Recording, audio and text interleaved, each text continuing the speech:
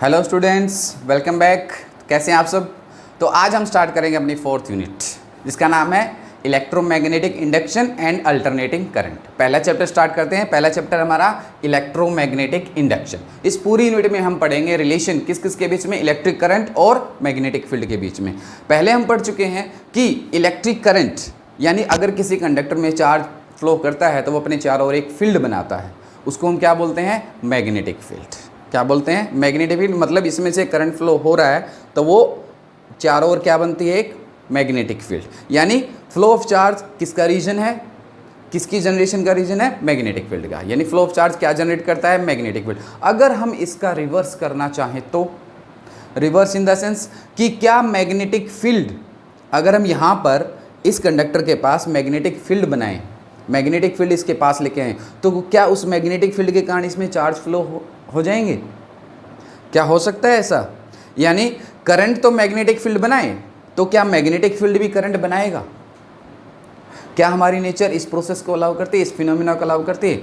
जी हाँ, बिल्कुल करती है। हमारी नेचर एक सिमेट्री को फॉलो करती है। अगर एक चीज़ के कारण कोई दूसरी चीज़ जनरेट हो रही है तो दूसरी चीज़ के कारण भी पहली वाली चीज़ जनरेट होनी चाहिए। यानी एक क्वांटिटी के कारण अगर दूसरी क्वांटिटी बन रही है तो दूसरी के कारण भी, जैसे अगर हम ऊपर से नीचे आते हैं, अगर हम उसी रास्ते को फॉलो करके नीचे से ऊपर जाना चाहें तो जा सकते हैं।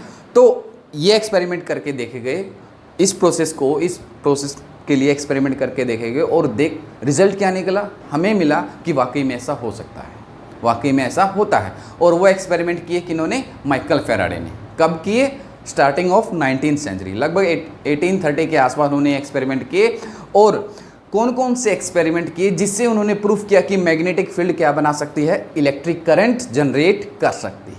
तो आइए देखते हैं उन्होंने कौन कौन से एक्सपेरिमेंट से ये चीज़ को प्रूफ किया। तो पहला जो एक्सपेरिमेंट किया उन्होंने, क्या किया, फर्स्ट एक्सपेरिमेंट, उन्होंने कॉइल ली और उसके साथ एक गैल्वेनोमीटर को जोड़ दिया। किसको जोड़ दिया, एक गैल्वेनोमीटर को जोड़ दिया, ठीक है। और उन्होंने एक मैग्नेट लिया, उस कॉइल के पास में एक मैग्नेट रखा, एक मैग्नेट रखा। मान लीजिए ये नॉर्थ पोल है और ये इसका साउथ पोल, ठीक है। एक मैग्नेटिक फील्ड लाइंस जनरेट करता है और क्या डायरेक्शंस होती है, आउटसाइड द मैग्नेट क्या होती हैं, ये ऐसे बाहर जाती है और घूमकर ऐसे जाती है। ये चीज़ हम पहले वाले चैप्टर में हम पढ़ चुके हैं। तो उन्होंने क्या किया, एक मैग्नेट इसके पास रख दिया, किसके पास, कॉइल के पास, ठीक है। मैग्नेट पास रखा, मैग्नेट, और उन्होंने कुछ ऑब्जर्वेशन की और गैल्वेनोमीटर।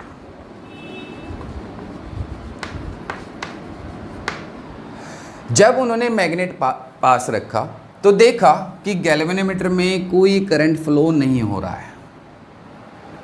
व्हेन मैग्नेट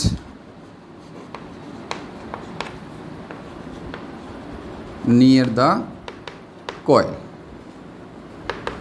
रखा हुआ रेस्ट में है, यानी आप इसको बोल सकते हैं मैग्नेट एट रेस्ट, ठीक है। तो उन्होंने देखा कि मैग्नेटिक फील्ड लाइंस यहाँ से निकल रही है, इसके पास में मैग्नेटिक फील्ड है, बट उन्होंने देखा, ऑब्जर्व किया कि गैल्वेनोमीटर में कोई डिफ्लेक्शन नहीं है, कोई डिफ्लेक्शन नहीं है, मतलब करंट फ्लो नहीं हो रहा है। अगर गैल्वेनोमीटर में डिफ्लेक्शन आ जाता तो इसका मतलब क्या होता कि इसमें करंट फ्लो होना शुरू हो गया, ठीक है। अब उन्होंने क्या किया, उस मैग्नेट को उठाया और धीरे धीरे धीरे धीरे धीरे धीरे कॉइल के पास, कॉइल की तरफ लेके आना शुरू किया, इधर इस डायरेक्शन में वो मैग्नेट को लेके आया। तो उन्होंने, फैराडे ने देखा कि जब मैग्नेट मूव्स टुवार्ड्स कॉइल, तो जब वो मैग्नेट को इधर लेके आ रहा था तो उन्होंने देखा कि गैल्वेनोमीटर में डिफ्लेक्शन हो रहा है, मतलब करंट फ्लो हो रहा है। गैल्वेनोमीटर में डिफ्लेक्शन का मतलब, गैल्वेनोमीटर में डिफ्लेक्शन कब आएगा, जब इसमें से करंट फ्लो होगा। जब वो इसके पास लेके आ रहा था तो गैल्वेनोमीटर ने डिफ्लेक्शन शो किया, मतलब करंट फ्लो हो रहा है, ठीक है। और उसके बाद उन्होंने क्या किया, उस मैग्नेट को उठाकर यहाँ रख दिया, यहाँ रख दिया। तो जैसे ही उन्होंने मैग्नेट को यहाँ रखा, मैग्नेट को यहाँ रखा, गैल्वेनोमीटर में कोई डिफ्लेक्शन नहीं हुआ। दोबारा से क्या होगा, डिफ्लेक्शन, जीरो। मैग्नेट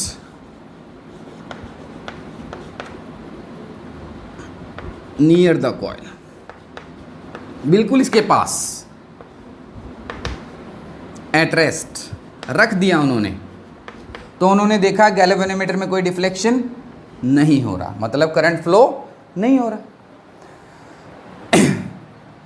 तो जब दूर था कोई डिफ्लेक्शन नहीं था, जब वो पास लेके पास आ रहा था, इसका मतलब क्या हुआ, देखिए इस मैग्नेट से मैग्नेटिक फील्ड लाइंस निकल रही है। मान लेते हैं कि स्टार्टिंग में ये जो मैग्नेटिक फील्ड लाइंस है ये इससे टच नहीं कर रही थी, टच नहीं कर रही थी। तो लेकिन जब वो पास लेके आना शुरू किया तो मैग्नेटिक फील्ड लाइंस इस कोयल से टच करना शुरू हुई, लिंक होना शुरू हुई। तो उन्होंने देखा कि करंट फ्लो हो रहा है। लेकिन जब उन्होंने मैग्नेट को यहाँ रखा तो इससे निकलने वाली सारी की सारी मैग्नेटिक फील्ड लाइंस, मान लेते हैं, इससे लिंक हो रही है, लेकिन तब भी करंट फ्लो नहीं हो रहा। तो उन्होंने क्या किया, इस मैग्नेट को वापस दोबारा से, पहले तो इसको पास लेके आए, अब दोबारा से फिर इसको दूर लेके, यहाँ से उठाया और दूर लेके जाना शुरू किया। तो उन्होंने देखा मैग्नेट जब हम मूव्स अवे फ्रॉम कॉइल, तो जब वो मैग्नेट को दूर लेके जा रहे थे तो उन्होंने देखा कि गैल्वेनोमीटर में फिर डिफ्लेक्शन हुआ, बट अब की बार डिफ्लेक्शन अपोजिट डायरेक्शन में हुआ। अगर गैल्वेनोमीटर में पहले वाली टर्म में जब वो पास आ रहे थे गैल्वेनोमीटर में डिफ्लेक्शन इस तरफ हो रहा था, तो अब की बार डिफ्लेक्शन इस तरफ हुआ, मतलब करंट फ्लो हुआ, आई करंट फ्लो हुआ, माइनस साइन लगा दिया, माइनस साइन, क्या, जो पहले वाली डायरेक्शन थी उसके अपोजिट डायरेक्शन में करंट फ्लो। तो जब वो दूर लेके जा रहे थे तो डिफ्लेक्शन हुआ और दूर, यहाँ फिर से उन्होंने मैग्नेट को यहाँ पर रख दिया। तो इसका क्या रिजल्ट निकला,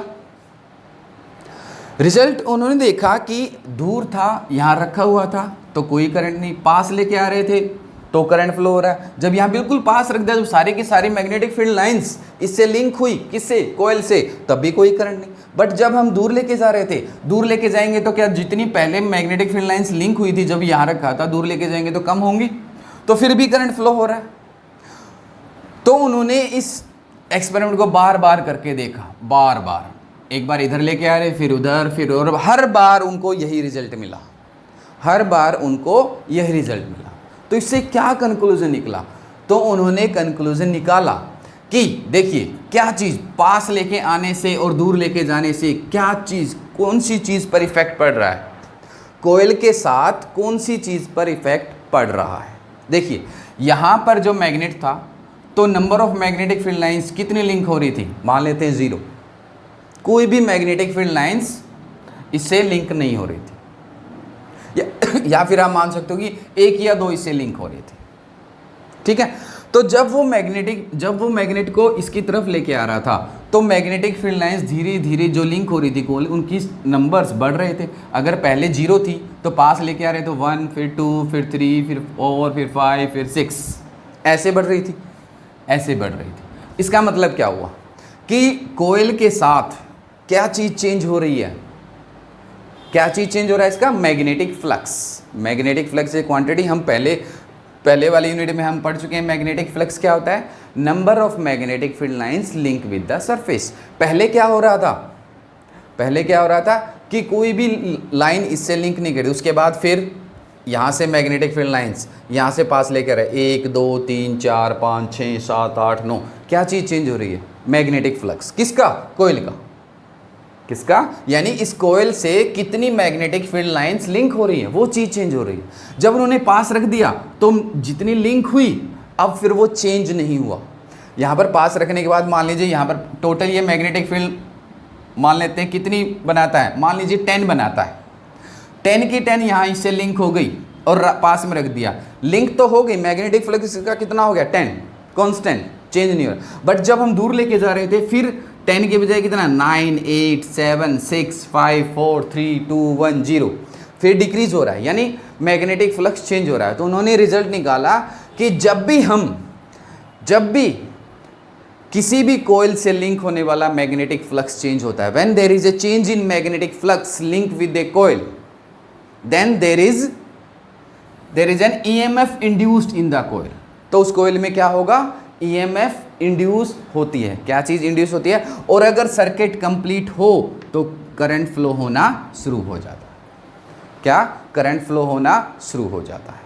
ठीक है, ये एक एक्सपेरिमेंट किया और इस एक्सपेरिमेंट से हमें पता चला कि क्या किसके कारण इलेक्ट्रिक करंट प्रोड्यूस होता है, किसके कारण गैल्वेनोमीटर में से करंट फ्लो होगा, जब मैग्नेटिक फ्लक्स लिंक चेंज होगा, किसके साथ? कोयल का। When there is a change in magnetic flux linked with a coil, then there is an EMF induced. तो और अगर वो सर्किट कंप्लीट है, अगर हमने ये सर्किट कंप्लीट कर रखा है तो उसमें से क्या फ्लो होगा? Electric current flow. ठीक है, एक एक्सपेरिमेंट ये था। उन्होंने दूसरा एक्सपेरिमेंट किया, एक एक्सपेरिमेंट और किया, सेकंड।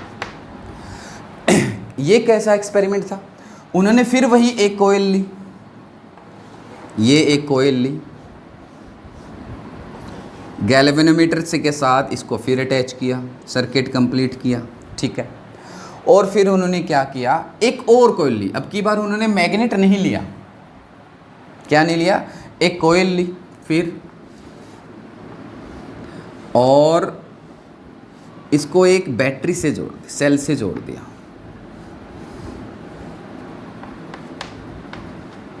ठीक है, अब की बार उन्होंने कॉइल ली और जैसे ही उन्होंने स्विच ऑन किया इसमें से करंट फ्लो हुआ।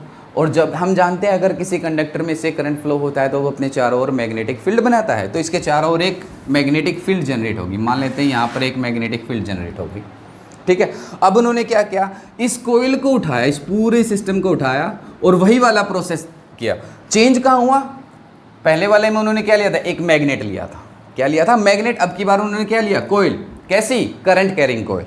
इसमें क्या हो रहा है? करंट फ्लो हो रहा है, करंट फ्लो हो रहा है। और करंट कैरिंग कोयल अपने चारों ओर क्या बनाती है? मैग्नेटिक फील्ड बनाती है। तो इस कोयल को उसके पास रखा, थोड़ा सा उससे दूर रखा और वही वाली ऑब्जर्वेशन की कि जब दूर था तो कोई करंट फ्लो नहीं हो रहा था गैल्वेनोमीटर में।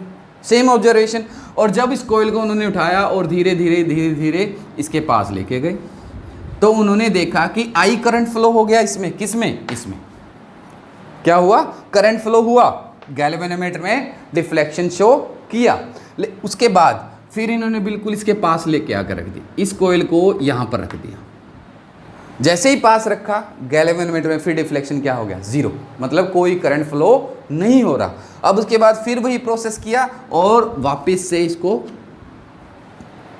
उसे इस कोयल से दूर लेके गए तो उन्होंने देखा इसमें से कितना करंट फ्लो हो रहा है? माइनस आई, मतलब अपोजिट डायरेक्शन में। और फिर वही दूर रख दिया तो रखते ही फिर डिफ्लेक्शन क्या हो गया? जीरो। रखते ही फिर डिफ्लेक्शन क्या हो गया? जीरो। तो सेम ऑब्जर्वेशन, दोनों एक्सपेरिमेंट सेम। फर्क क्या था? पहले वाले में मैग्नेट लिया था, इसमें कोयल। क्योंकि उन्होंने सोचा कि ये तो मैग्नेटिक फील्ड लाइंस बनाता है, इससे तो हो सकता है कि इलेक्ट्रिक करंट प्रोड्यूस हो जाए, तो क्या इससे भी होगा? तो रिजल्ट क्या निकला? इससे भी होता है। क्या होता है? इससे भी होगा। अब उन्होंने एक एक्सपेरिमेंट और किया। थर्ड एक्सपेरिमेंट में उन्होंने क्या किया? थर्ड एक्सपेरिमेंट में सेम प्रोसेस लिया और सेम प्रोसेस के लिए उन्होंने क्या किया? देखिए, इसको थर्ड एक्सपेरिमेंट में उन्होंने इसके पास बिल्कुल एक कोयल बनाई, एक कोयल ली और इस पर एक की लगा दी। क्या लगा दी? की। तो उन्होंने क्या किया? बिल्कुल पास रख दिया। अब इन्होंने क्या किया? की से एक बार स्विच ऑन किया। स्विच ऑन करेंगे, करंट फ्लो होगा, मैग्नेटिक फील्ड बनेगी। मैग्नेटिक फील्ड बनेगी तो इससे मैग्नेटिक फील्ड लाइंस लिंक होंगी। ठीक है, और फिर उन्होंने इसको एक बार स्विच ऑन किया, फिर ऑफ कर दिया। एक बार फ्लक्स बन रहा है, फिर जैसे ही ऑफ किया करंट बंद, मैग्नेटिक फील्ड। मैग्नेटिक फ्लक्स इससे लिंक होने वाला, फिर जीरो हो गया। तो उन्होंने वो बार बार क्या करते रहे, switch on on off on off on off on of. जैसे ऑन करते हैं इसमें करंट फ्लो होता है, और ऑफ करते ही on off on off on off बार बार कर, यानी ऑन ऑफ करने से होगा क्या, मैग्नेटिक फ्लक्स एक बार बनेगा फिर जीरो हो जाएगा, बनेगा, यानी क्या हो रहा है, लगातार चेंज हो रहा है। क्या हो रहा है, magnetic flux link with a coil change हो रहा है। यानी प्रोसेस क्या किया, वही एक बार करंट फ्लो किया, यानी एक बार मैग्नेटिक फील्ड बनाई फिर बंद की, बनाई बंद की, बनाई बंद की, और इससे हुआ क्या कि इससे लिंक होने वाला मैग्नेटिक फ्लक्स बार बार चेंज हो रहा है। एक बार जीरो, फिर मान लो 10 0 10 0 10 0 10 0, और करंट भी तो लगातार एकदम 0 से 5 नहीं जाता। मान लीजिए 5 वोल्ट की 5 एम्पियर करंट फ्लो करवा रही है, अगर 0 से 5 नहीं जाता, 0 1 2 3 4 5, तो उससे भी मैग्नेटिक फील्ड क्या होगी, एकदम से हाई नहीं होगी, बढ़ती रहेगी, कम होती रहेगी, बढ़ती रहेगी, कम होती रहेगी, और उससे number of magnetic field lines भी कम ज़्यादा होती रहेंगी। तो इस कोयल से लिंक होने वाली मैग्नेटिक फील्ड लाइंस भी कम ज़्यादा होती रहेंगी। तो वही रिजल्ट निकला, क्या रिजल्ट निकला कि चेंज इन मैग्नेटिक फील्ड, जब हम किसी कोयल से लिंक होने वाले मैग्नेटिक फ्लक्स को चेंज करेंगे तो उसके अंदर क्या प्रोड्यूस होगा, इलेक्ट्रिक करंट प्रोड्यूस होगा। कंडीशन क्या होगी, सर्किट कंप्लीट होना चाहिए। अगर सर्किट कंप्लीट नहीं है, ईएमएफ इंड्यूस हो जाएगी, ईएमएफ तो इंड्यूस होगी बट करंट फ्लो नहीं करेगा अगर सर्किट ओपन होगा। तो अगर सर्किट कंप्लीट होगा तो इलेक्ट्रिक करंट बन जाएगा। क्या बनेगा, इलेक्ट्रिक करंट। तो रिजल्ट इन तीनों एक्सपेरिमेंट से, पहला एक्सपेरिमेंट कौन सा, एक कोयल ली, उसके एक मैग्नेट लेके आए और मैग्नेट को एक बार उसके पास लेके गए, एक बार उसको दूर। दूसरी बार में उन्होंने क्या किया, एक कोयल ली, एक कोयल के पास दूसरी एक कोयल ली, करंट कैरिंग कोयल, और उसको इसके पास लेके गए और फिर दूर लेके गए। और तीसरे वाले में उन्होंने क्या किया, बिल्कुल पास दो कोयल रखी, एक को गैल्वेनोमीटर से जोड़ा, दूसरे को बैटरी से जोड़ा, और एक की लगा दी, और की से क्या किया, टैपिंग करते रहे, switch on off on off on of, tap the key, हम टैपिंग बोलते हैं इसको। तो जैसे जैसे ऑन ऑफ किया वैसे वैसे मैग्नेटिक फ्लक्स, इससे लिंक होने वाला मैग्नेटिक फ्लक्स चेंज होता रहा, और जब उन्होंने चेंज किया तब गैल्वेनोमीटर ने डिफ्लेक्शन शो किया। तो ओवरऑल तीनों एक्सपेरिमेंट से रिजल्ट क्या निकला, कॉमन। क्या रिजल्ट निकला कि जब मैग्नेटिक फ्लक्स मैक्सिमम हो, जरूरी नहीं है, मैक्सिमम मतलब जब मैग्नेट यहाँ पर रखा था तो मैग्नेटिक फ्लक्स लिंक हो रहा था इससे, इसका कोयल का मैग्नेटिक फ्लक्स क्या था, मैक्सिमम। लेकिन मैक्सिमम हो या जीरो हो, मैक्सिमम होने से करंट फ्लो नहीं होगा। कब फ्लो होगा, जब उस कोयल से लिंक होने वाला फ्लक्स चेंज होगा। तो जब मैग्नेटिक फ्लक्स चेंज होगा तब इलेक्ट्रिक करंट प्रोड्यूस होगा। तो माइकल फैराडे ने इन तीनों एक्सपेरिमेंट किए और इन तीनों से एक ही कॉमन रिजल्ट निकला।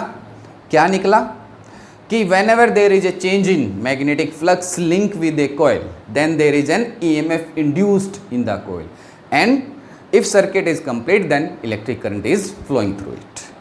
तो ये रिजल्ट निकला।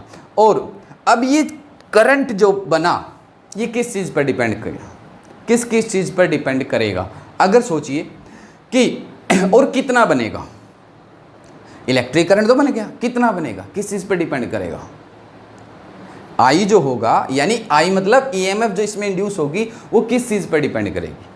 अब देखिए किस चीज़ पर डिपेंड करेगी, अगर हम इस मैग्नेट को बिल्कुल धीरे धीरे इसके पास लेके जाते हैं, यानी मैग्नेटिक फ्लक्स को धीरे धीरे चेंज करते हैं, मान लो 10, मान लो 0 1 2 3 4 ऐसे 5 6 7 8 9 10, या फिर ऐसे 0 1 2 3 4 5 6 7 8 9, यानी एक बार तो मैग्नेट हम ऐसे लेके जाते हैं, फिर ऐसे ऐसे बिल्कुल तेज से, बिल्कुल स्पीड से। तो जो ईएमएफ इंड्यूस होगी वो किस चीज़ पर डिपेंड करेगी, rate of change of magnetic flux. मान लेते हैं यहाँ पर जब मैग्नेट था तो इसका फ्लक्स कितना था, 5 कितना था 5, और जब हम चेंज कर रहे थे, चेंज इन मैग्नेटिक फ्लक्स, तो जब चेंज हो रहा था उसका मैग्नेटिक फ्लक्स मान लेते हैं ये, ठीक है, क्या मान लेते हैं ये, तो 5 तो चेंज इन मैग्नेटिक फ्लक्स किस चीज़ पर, कितना चेंज हुआ, जो ईएमएफ होगी, जो ईएमएफ इंड्यूस होगी कोयल में, वो किस चीज़ पर डिपेंड करेगी, change in magnetic flux, 5 - 5 divide by T. और यहाँ पर माइनस साइन। माइनस साइन अभी हम पढ़ेंगे, वह इसकी डायरेक्शन को शो करता है। माइनस हम क्यों यूज़ करते हैं, ठीक है। तो रेट ऑफ ये ईएमएफ किस चीज़ पर डिपेंड करेगा, इस चीज़ पर। हम इसको ऐसे भी लिख सकते हैं, अगर बिल्कुल थोड़ी सी हम मैग्नेटिक फ्लक्स चेंज करेंगे, बिल्कुल स्मॉल मैग्नेटिक फ्लक्स चेंज करेंगे स्मॉल टाइम इंटरवल में, तो उस केस में हम इसको क्या लिख सकते हैं, E is equal to minus d phi by d t, d phi by d t. ये इतनी ईएमएफ इंड्यूस होगी। फाई यहाँ पर आप बी लिखिए, मैग्नेटिक फ्लक्स, क्योंकि फाई तो हम इलेक्ट्रिक फ्लक्स के लिए भी यूज़ करते, फाई ई उसके लिए यूज़ करते थे। तो EMF induced in the coil किस चीज़ पे डिपेंड करेगी, rate of change of magnetic flux. तो इन तीनों एक्सपेरिमेंट के बेस पर, इन तीनों के बेस पर दो लॉ बनाए गए, जिनको हम Faraday's law of electromagnetic induction के बारे में जानते हैं। तो पहले एक बार इनको नोट करिए, फिर हम उनकी स्टेटमेंट देखेंगे कि दो लॉ जो बनाए गए वो कौन से थे और वो दोनों लॉ हमें क्या बताते हैं, ठीक है। एक बार इसको नोट करो जल्दी। तो देखिए, जो हमने एक्सपेरिमेंट किए उसके बेसिस पर दो लॉ बनाए गए, जिनको नाम दिया गया Faraday's law of electromagnetic induction. Faraday's law of electromagnetic induction. पहला लॉ हमें ये बताता है कि जब मैग्नेटिक फ्लक्स चेंज करते हैं तो क्या होता है। क्या होता है, जब भी हम मैग्नेटिक फ्लक्स, किसी भी कॉइल से लिंक होने वाले मैग्नेटिक फ्लक्स को चेंज करते हैं तो क्या होता है, ईएमएफ इंड्यूस होती है, मतलब इलेक्ट्रिक करंट प्रोड्यूस होता है अगर सर्किट कंप्लीट हो तो क्या बोलता है, when magnetic flux link with a coil changes an EMF is induced in the coil across the end of the coil. If circuit is completed electric current flow through it. अगर circuit complete है तो उसमें से क्या flow होगा, electric current flow होना शुरू होगा। पहला नियम ये बताता है कि होता क्या है, क्यों होता है। दूसरा लॉ हमें क्या बताता है कि जो ईएमएफ इंड्यूस होती है वो कितनी होती है, क्वांटिटी के बारे में। उसको नाम दिया गया second law of electromagnetic induction, Faraday second law of electromagnetic induction. और उन्होंने उस लॉ में ये बताता है कि कितनी ईएमएफ इंड्यूस होती है और वो किस किस चीज़ पर डिपेंड करती है। तो कितनी, the induced EMF is equal to rate of change of magnetic flux. EMF जो होगी वो किस पर डिपेंड करेगी, rate of change of magnetic flux. यानी जितना ज़्यादा आप मैग्नेटिक फ्लक्स चेंज करोगे उतना ही ज़्यादा इलेक्ट्रिक करंट बनेगा, जितना कम करोगे उतना ही कम। यानी किस चीज़ पर डिपेंड करेगा, rate of change of magnetic flux, यानी electric current produced in the coil किसके डायरेक्टली प्रोपोर्शनल होगा, rate of change of magnetic flux. जितना ज़्यादा उसका जल्दी आप मैग्नेटिक फ्लक्स चेंज करोगे, यानी उसका रेट जितना ज़्यादा होगा उतना ही ज़्यादा वो इलेक्ट्रिक करंट प्रोड्यूस करेगा। नेगेटिव साइन जो यहाँ पर दिखाया गया ये हमें क्या बताता है कि जो कॉइल में जो ईएमएफ इंड्यूस होती है, कि जैसे जैसे देखिए एक कोई भी ऑब्जेक्ट हुआ, कोई भी चीज़ हुई हमारी नेचर में, कोई भी चीज़ हुई, वो हमेशा लॉ ऑफ इनर्शिया को फॉलो करती है कि वो अपने आप से खुद में कोई चेंज नहीं करना चाहती या नहीं कर सकती। जैसे कोई भी ऑब्जेक्ट रखा है, अगर वो रेस्ट में है तो रेस्ट में, वो अपने अंदर चेंज नहीं करना चाहता, उसको चेंज पसंद ही नहीं है। तो कोयल से लिंक होने वाला फ्लक्स अगर चेंज हो रहा है तो क्या कोयल उसको पसंद करेगी, नहीं करती। तो जैसे जैसे कोयल में लिंक होने वाला फ्लक्स चेंज होगा वो उस चीज़ को अपोज करेगी। क्या करेगी, अपोज करेगी, और जो उसके अपोजिट डायरेक्शन में अपना एक फ्लक्स बनाएगी। किस डायरेक्शन में, उसमें चार्ज ऐसे फ्लो होंगे, कुछ इस तरह फ्लो होंगे कि वो अगर मैग्नेटिक फ्लक्स इस डायरेक्शन में चेंज हो रहा है तो कोयल कैसे बनाएगी, अपोजिट डायरेक्शन में। कैसे बनाएगी, अपोजिट डायरेक्शन। मतलब कि ये चीज़ हमें क्या बताती है कि कोयल में करंट जो जनरेट हुआ है उसकी डायरेक्शन क्या होगी, उसकी डायरेक्शन। और डायरेक्शन के बारे में हमें कौन बताता है, बाद में, इसके बाद हम एक लॉ पढ़ेंगे, लेंज़ लॉ हम जिसको बोलते हैं, उसमें हम पता करेंगे, उसमें हम पढ़ेंगे कि जो कोयल में मैग्नेटिक फ्लक्स के चेंज होने से ईएमएफ इंड्यूस होती है या इलेक्ट्रिक करंट फ्लो होता है उसकी डायरेक्शन क्या होती है। लेकिन उससे पहले एक चीज़ और देखिए कि बार बार हम एक वर्ड यूज़ कर रहे हैं, मैग्नेटिक फ्लक्स। ये क्या होता है, मैग्नेटिक फ्लक्स क्या होता है, ये हम पहले पढ़ चुके हैं। एक बार मैं फिर थोड़ा सा इसके बारे में बता देता हूँ कि मैग्नेटिक फ्लक्स होता क्या है। देखिए एक बार इसको नोट कर लो। पॉज करके नोट कर लो, ठीक है, जल्दी करो।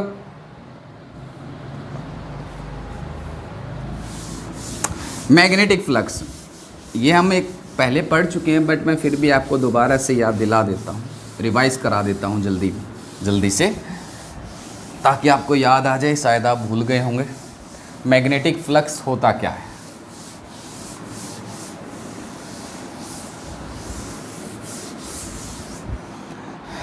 मैग्नेटिक फ्लक्स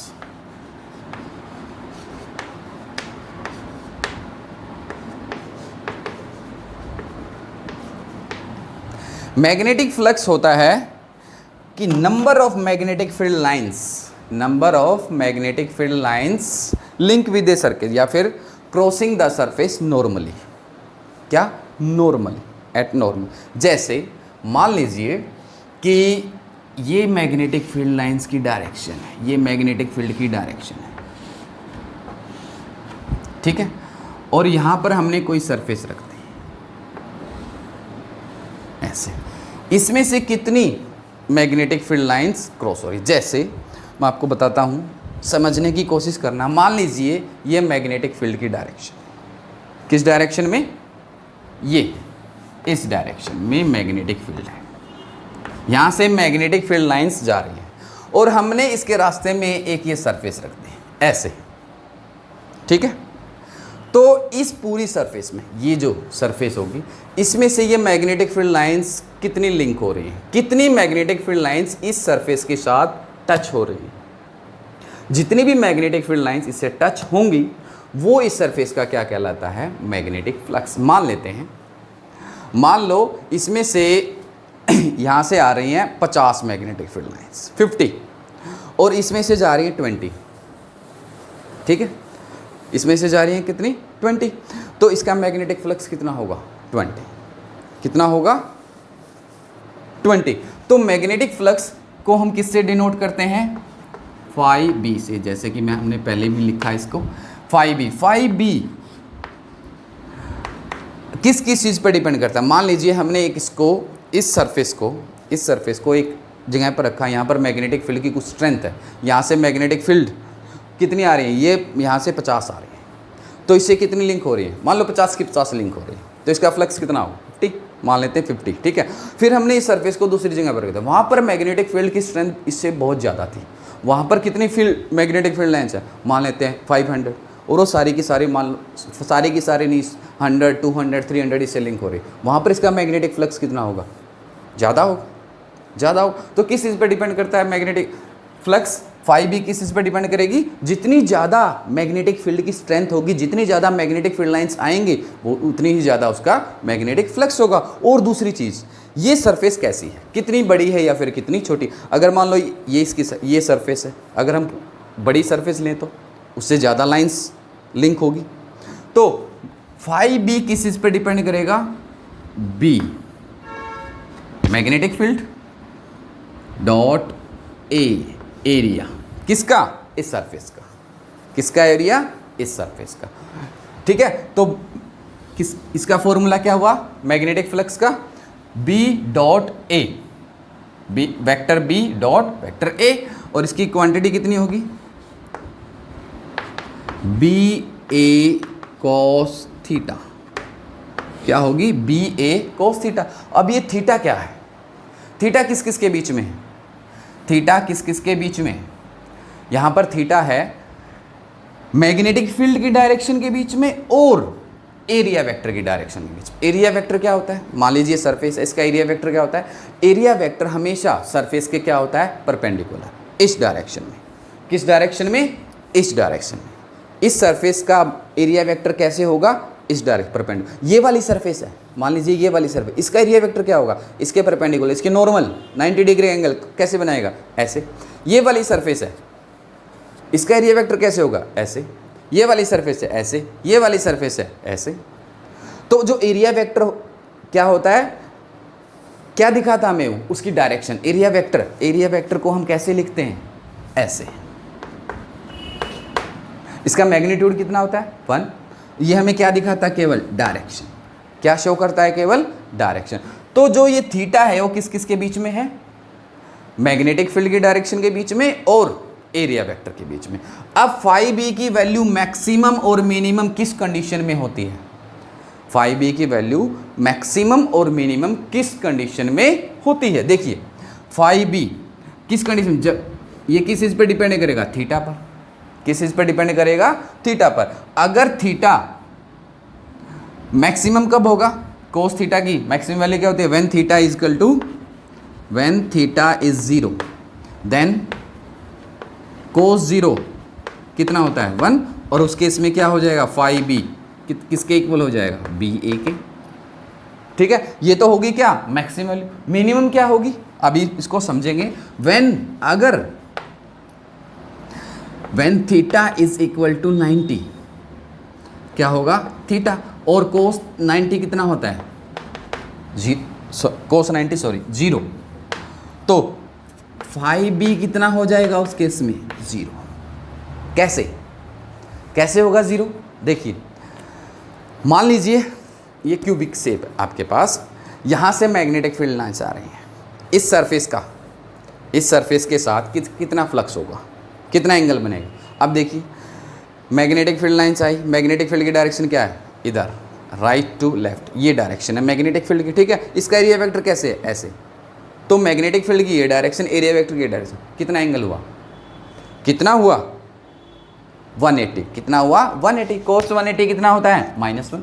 कितना होता है? माइनस। अपोजिट डायरेक्शन में फ्लक्स बनता है। ठीक है, यानी इस केस में क्या होगा? यह फ्लक्स कैसे बनाएगा? Opposite direction. ये वाली सरफेस देखिए, मैग्नेटिक फील्ड की डायरेक्शन ये, एरिया वेक्टर की ये, एंगल कितना? 0। तो इस केस के लिए क्या होगा? ये फ्लक्स इस डायरेक्शन में बनाएगा। कितना बनाएगा? बी ए मैक्सिमम। कितना बनाएगा? मैक्सिमम। अब ये वाली सरफेस देखिए, इस वाली सरफेस का मैग्नेटिक फ्लक्स कितना होगा? अब देखिए मैग्नेटिक फील्ड की डायरेक्शन ये है और एरिया वेक्टर की डायरेक्शन ये है, दोनों के बीच एंगल बताइए। ये मैग्नेटिक फील्ड की डायरेक्शन है ऐसे, और ये एरिया वेक्टर की है। एंगल कितना बनना है? 90। कोस 90 क्या? 0। क्या इससे कोई मैग्नेटिक फील्ड लाइन, कोई लाइन इससे लिंक होगी? अगर लाइन ऐसे जा रही है तो नहीं होगी, ये हमें वैसे भी जनरली दिख रहा है। तो इसका फ्लक्स कितना होगा? 0। ऐसे इसका देखिए, ऐसे लाइन्स जा रही हैं, इसका एरिया वेक्टर ऐसे, एंगल कितना बना? 90। तो कोस 90 कितना होगा? 0। ऐसे ही इसका और ऐसे ही इसका। तो इनका फ्लक्स क्या हो जाएगा? अगर आपका एंगल 90 है, अगर एरिया वेक्टर और मैग्नेटिक फील्ड के बीच का एंगल 90 बन रहा है, तो क्या होगा? आपका फ्लक्स क्या हो जाएगा? 0। और मैक्सिमम किस कंडीशन में होगा? ये आपका मैक्सिमम, और ये आपकी कौन सी कंडीशन है? मिनिमम। ठीक है, तो इसकी यूनिट क्या होगी? अब फाई बी को हम मेजर किस में करेंगे? अच्छा अब ये बताइए, phi B magnetic flux scalar है या वेक्टर है? तो ये एक ऐसी क्वांटिटी है कि देखिए ये फॉर्मूला क्या है इसका? बी डॉट ए।